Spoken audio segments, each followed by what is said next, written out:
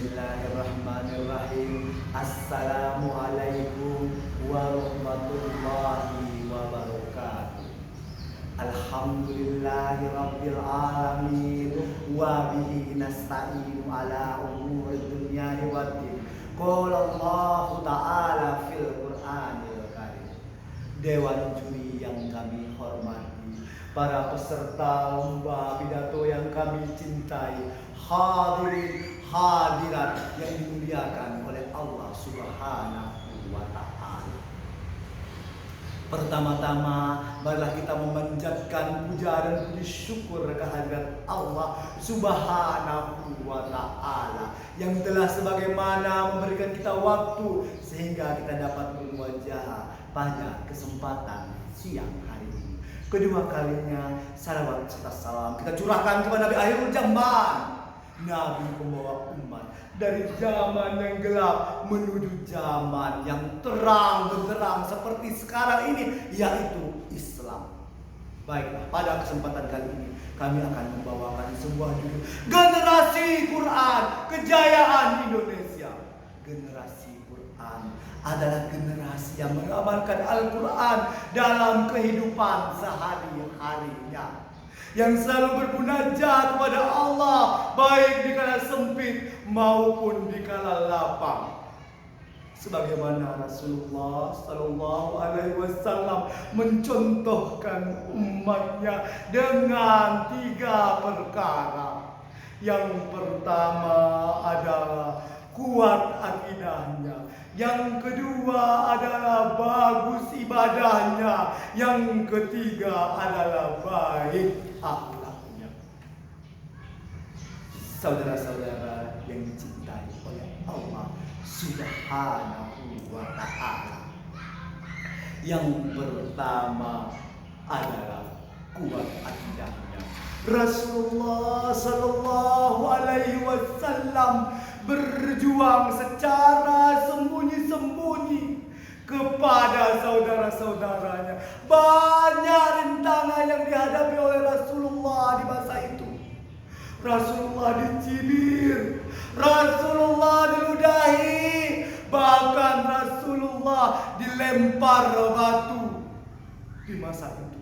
Tapi Rasulullah berjuang dan berjuang.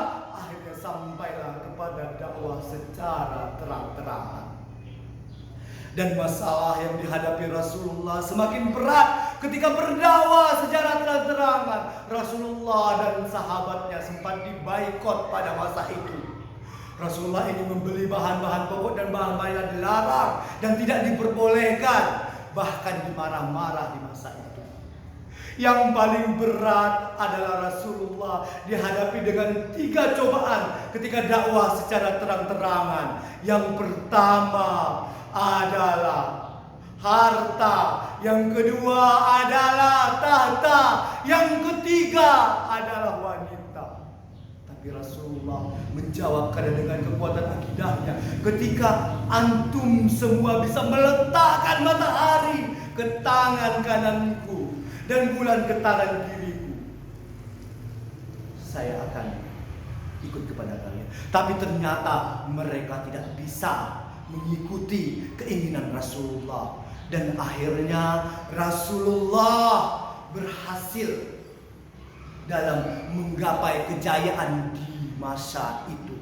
Baik bangsa-bangsa, negara-negara banyak yang masuk Islam karena dakwah Rasulullah Sallallahu Alaihi Wasallam. Kita sebagai generasi muda, generasi kejayaan Islam, harus mencontoh 3 dakwah yang dilakukan oleh Rasulullah Sallallahu Alaihi Wasallam.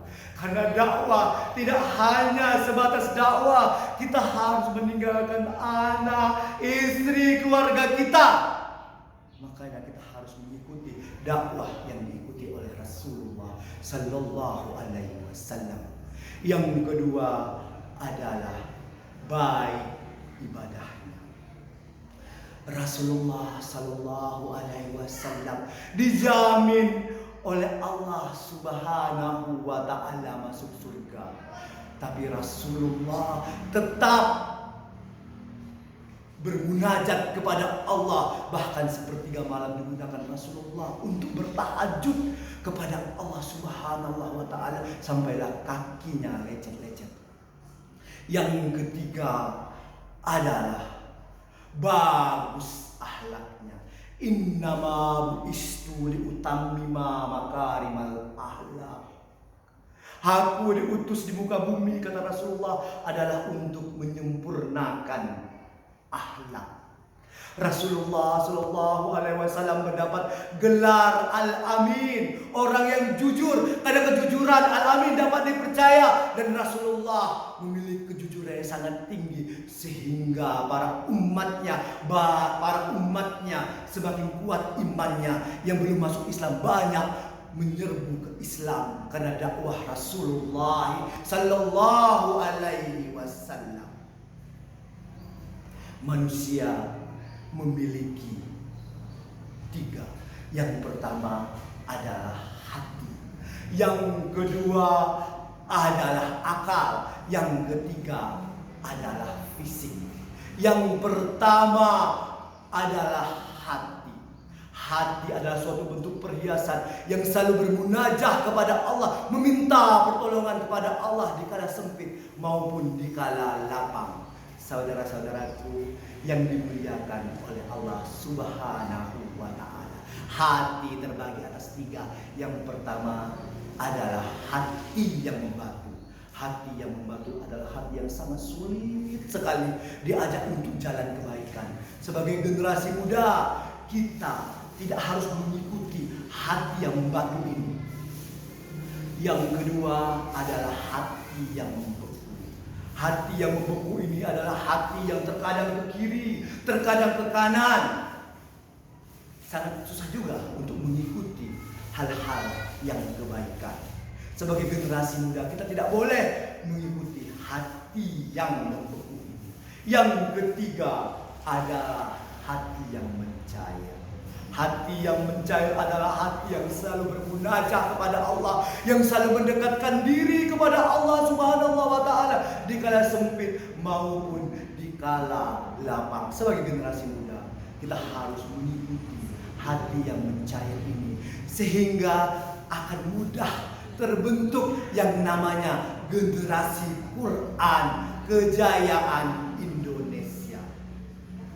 Sebagai orang tua, kita harus mendidik anak kita dengan pendidikan yang baik. Yang pertama adalah pendidikan secara Islami. Iza mata ibnu Adam in qata'a amaluhu illa salasin. Sadaqatuz zariyah, al ilmu yunfa'u bihi, au ibnu soleh. Izama, apabila mati anak Adam maka putus segala amalnya kecuali tiga. Yang pertama adalah sadaqatuz zariyah, yang kedua ilmu yang bermanfaat, yang ketiga anak yang soleh. Sadaqatuz zariyah, kita tidak ngerti apakah kita sudah bersedekah dengan banyak, tapi kita tidak ngerti apakah pahala kita diterima oleh Allah Subhanahu wa ta'ala. Tidak seperti apakah ada unsur riya. Yang kedua adalah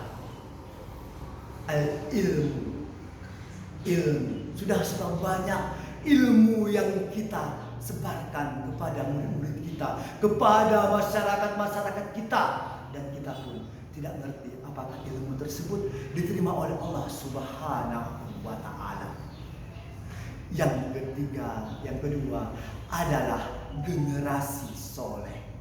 Generasi soleh ada dua perkara. Yang pertama, menjadikan penguasa yang dapat dipercaya, penguasa yang jujur, sehingga terbentuk yang namanya generasi Quran, generasi kejayaan Indonesia. Yang ketiga adalah menanamkan pendidikan Islam. Kita sebagai orang tua tidak hanya sebagai ceramah saja yang kita berikan kepada anak kita, tetapi kita juga memberikan contoh kepada anak kita agar anak kita menjadi anak-anak yang baik. Seperti yang saya katakan tadi di dalam hadis Rasulullah SAW tadi, adalah anak yang soleh. Ketika beliau berdoa kepada Allah Subhanahu wa Ta'ala, doa mereka tidak ada langsung sampai kepada Allah Subhanahu wa Ta'ala, langsung sampai dan tidak ada bentengnya. Mungkin demikian dari kami. Sebelum kami mengakhiri ceramah singkat kami ini, kami akan berpantun burung irian, burung cendrawasih. Sekian dan terima kasih. Billahi taufik wal hidayah. Wassalamualaikum warahmatullahi wabarakatuh.